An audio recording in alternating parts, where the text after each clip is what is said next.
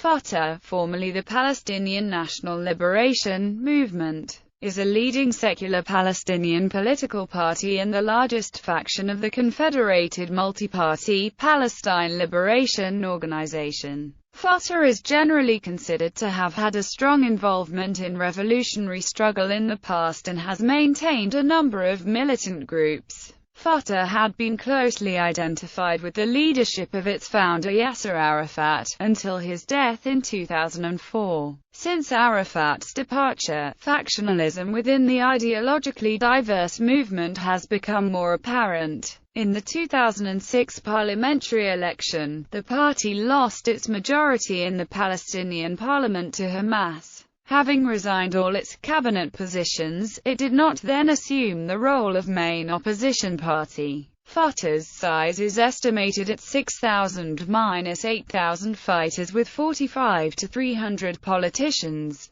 However, the Hamas legislative victory led to a conflict between Fatah and Hamas, with Fatah retaining control of the Palestinian National Authority in the West Bank. Etymology. The full name of the movement is Harakat al-Tahrir al-Watani al-Filastini, meaning the Palestinian National Liberation Movement. From this was crafted the reverse acronym FATH, meaning opening, conquering, or victory. The word Fath, or Fatah, is used in religious discourse to signify the Islamic expansion in the first centuries of Islamic history, as in Fath al-Sham, the conquering of the Levant. Fatah also has religious significance in that it is the name of the 48th surah of the Quran, which, according to major Muslim commentators, details the story of the Treaty of Hudaybiyah. At Cairo University, Salah Khalaf, Khalil al-Wazir, and Khalid Yashruti, then GUPS head in Beirut,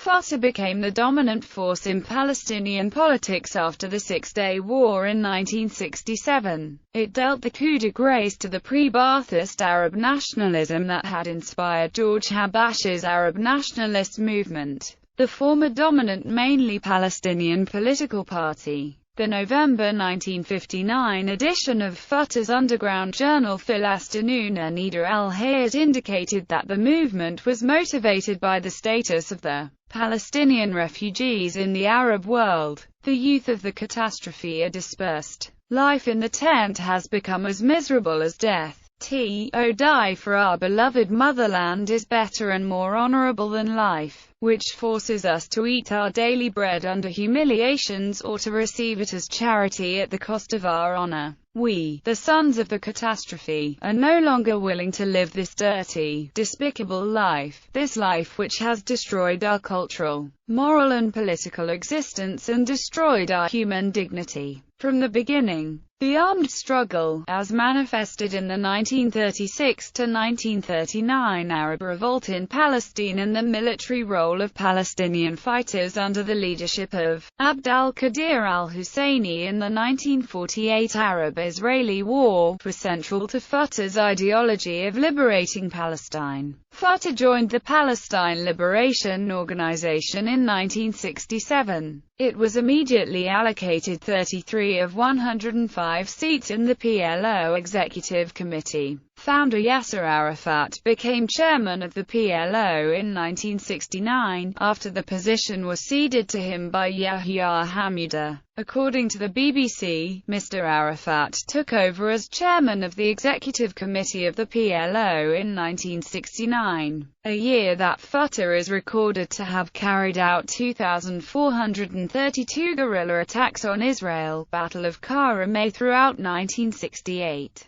Fatah and other Palestinian armed groups were the target of a major Israeli Defense Forces operation in the Jordanian village of Karemeh, where the Fatah headquarters, as well as a mid-sized Palestinian refugee camp, were located. The town's name is the Arabic word for dignity, which elevated its symbolism to the Arab people, especially after the Arab defeat in 1967. The operation was in response to attacks against Israel, including rocket strikes from Fatah and other Palestinian militias into the occupied West Bank. Knowledge of the operation was available well ahead of time, and the government of Jordan informed Arafat of Israel's large-scale military preparations. Upon hearing the news, many guerrilla groups in the area, including George Habash's newly formed group the Popular Front for the Liberation of Palestine and Naif Hawatma's breakaway organization the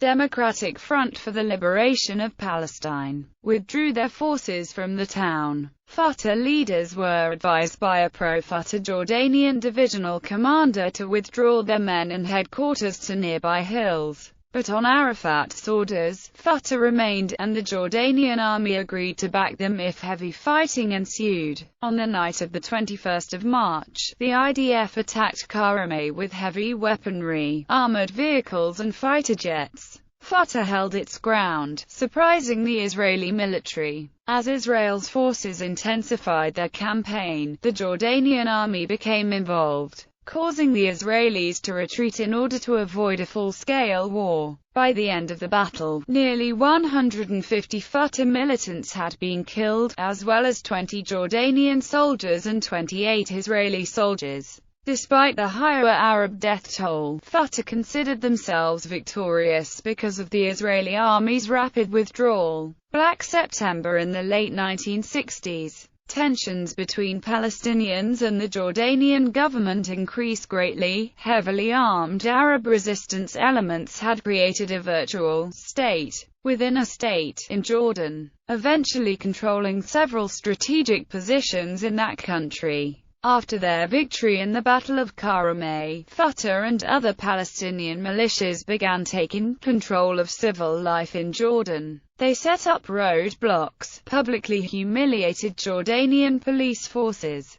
molested women and levied illegal taxes, all of which Arafat either condoned or ignored. In 1970, the Jordanian government moved to regain control over its territory, and the next day, King Hussein declared martial law. By the 25th of September, the Jordanian army achieved dominance in the fighting, and 2 days later Arafat and Hussein agreed to a series of ceasefires. The Jordanian army inflicted heavy casualties upon the Palestinians, including civilians, who suffered approximately 3,500 fatalities.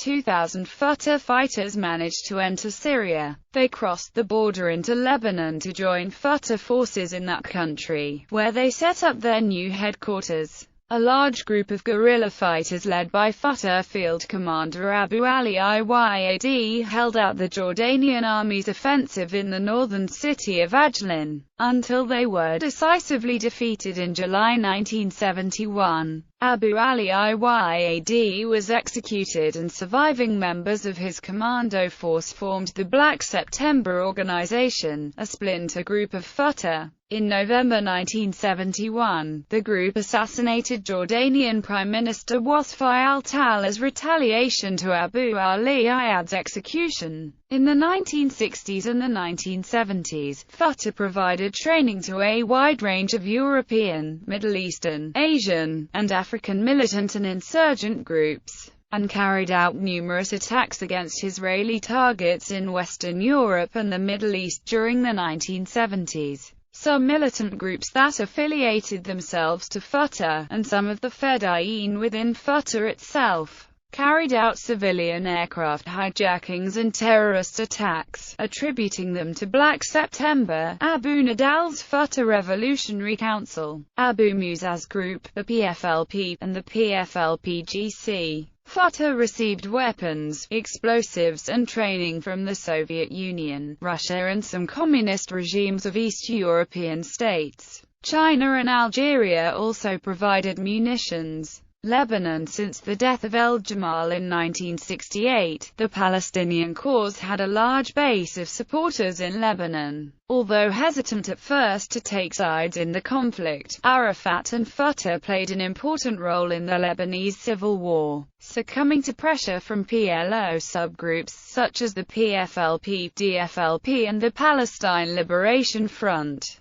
Fatah aligned itself with the communist and Nasserist Lebanese national movement. Although originally aligned with Fatah, Syrian President Hafez al-Assad feared a loss of influence in Lebanon and switched sides. He sent his army, along with the Syrian-backed Palestinian factions of As-Soika and the Popular Front for the Liberation of Palestine, General Command led by Ahmad Jibril, to fight alongside the Christian forces against the PLO and the LNM. The primary component of the Christian militias was the Maronite Phalangists. Phalangist forces killed 26 Fatah trainees on a bus in April 1975, marking the official start of the 15-year-long Lebanese civil war. Later that year, an alliance of Christian militias overran the Palestinian refugee camp of Karantina, killing over 1,000 civilians. The PLO and LNM retaliated by attacking the town of Damour, a Phalangist and Tigers stronghold, killing 684 civilians.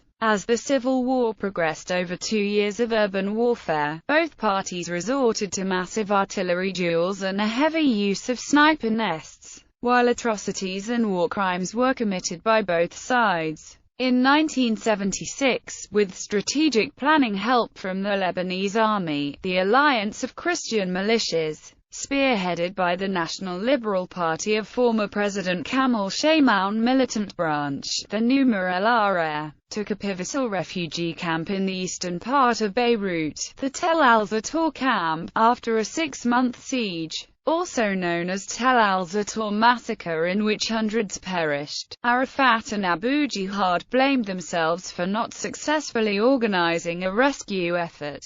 PLO cross-border raids against Israel grew somewhat during the late 1970s. One of the most severe, known as the Coastal Road Massacre, occurred on the 11th of March 1978. A force of nearly a dozen Fatah fighters landed their boats near a major coastal road connecting the city of Haifa with Tel Aviv-Yafo. There they hijacked a bus and sprayed gunfire inside and at passing vehicles, killing 37 civilians. In response, the IDF launched Operation Litani 3 days later, with the goal of taking control of southern Lebanon up to the Litani River. The IDF achieved this goal, and Fatah withdrew to the north into Beirut. Israel invaded Lebanon again in 1982. Beirut was soon besieged and bombarded by the IDF. To end the siege, the US and European governments brokered an agreement guaranteeing safe passage for Arafat and Fatah, guarded by a multinational force, to exile in Tunis. Despite the exile, many Fatah commanders and fighters remained in Lebanon, and they faced the War of the Camps in the 1980s in the fight with the Amal movement and also in connection with internal schisms within the Palestinian factions. Presidential and legislative elections. Until his death, Arafat was the head of the Palestinian National Authority, the provisional entity created as a result of the Oslo Accords. Farouk Kaddoumi is the current Fatah chairman, elected to the post soon after Arafat's death in 2004. Fatah has member party status at the Socialist International and Observer Party status within the Party of European Socialists. Since 2000, the group has been a member of the Palestinian National and Islamic Forces, which includes both PLO and non-PLO factions, including Hamas and Palestinian Islamic Jihad, both listed as terrorist organizations in the West. Fatah endorsed Mahmoud Abbas in the Palestinian presidential election of 2005. In 2005, Hamas won in nearly all the municipalities it contested. Political analyst Salah Abdul Shafi told the BBC about the difficulties of Fatah leadership. "I think it's very serious. It's becoming obvious that they can't agree on anything. Fatah is widely seen as being in desperate need of reform, as the PA's performance has been a story of corruption and incompetence, and Fatah has been tainted." Internal discord. In December 2005, jailed Intifada leader Marwan Barghouti broke ranks with the party and announced that he had formed a new political list to run in the elections. called the Al-Mustaqbal, mainly composed of members of Fatah's young guard. These younger leaders have repeatedly expressed frustration with the entrenched corruption in the party, which has been run by the old guard, who returned from exile in Tunisia following the Oslo Accords. Al-Mustaqbal was to campaign against Fatah in the 2006 Palestinian legislative election, presenting a list including Mohammed Darlan, Kadur Affairs, Samir Masharawi and Jibril Rajoub. However, on 28 December 2005, the leadership of the two factions agreed to submit a single list to voters, headed by Barghouta, who began actively campaigning for Fatah from his jail cell. There have been numerous other expressions of discontent within Fatah, which is just holding its first General Congress in 2 decades. Because of this, the movement remains largely dominated by aging cadres from the pre-Oslo era of Palestinian politics. Several of them gained their positions through the patronage of Yasser Arafat, who balanced above the different factions, and the era after his death in 2004 has seen increased infighting among these groups, who jockey for influence over future development, the political line, funds, and constituencies. The prospect of Abbas leaving power in the coming years has also exacerbated tensions. There have been no open splits within the older generation of Fatah politicians since the 1980s, though there is occasional friction between members of the top leadership. One founding member, Farouk al-Kadhimi, continues to openly oppose the post-Oslo arrangements and has intensified his campaign for a more hardline position from exile in Tunis. Since Arafat's death, he is formally head of Fatah's political bureau and chairman, but his actual political following within Fatah appears limited. He has at times openly challenged the legitimacy of Abbas and harshly criticized both him and Mohammed Darlan, but despite threats to splinter the movement, he remains in his position, and his challenges have so far been fruitless. Another influential veteran, Hani al-Hassan, has also openly criticized the present leadership. Fatah's internal conflicts have also, due to the creation of the Palestinian Authority, merged with the turf wars between different security services, e.g., a long-standing rivalry between the West Bank and Gaza branches of the powerful Preventive Security Service. Foreign backing for different factions contribute to conflict, e.g., with the United States generally seen as supportive of Abbas's overall leadership and of Darlan's security influence, and Syria alleged to promote Farouk al-Kadhimi's challenge to the present leadership. The younger generations of Fatah, especially within the militant Al-Aqsa Martyrs brigades, have been more prone to splits, and a number of lesser networks in Gaza and the West Bank have established themselves as either independent organizations or joined Hamas.